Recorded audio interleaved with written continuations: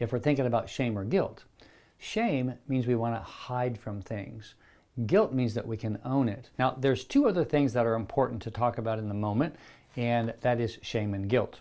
Shame is best defined as, I don't want someone to know about me, right? I hide. Shame is a hidden emotion. In other words, I will do everything to avoid shame. I'm going to not tell someone something because I don't want to feel shame. Or I'm going to not want to talk about something that's true because I don't want to have shame. I'm not going to tell you what happened if there's shame involved, right? Shame is an identification.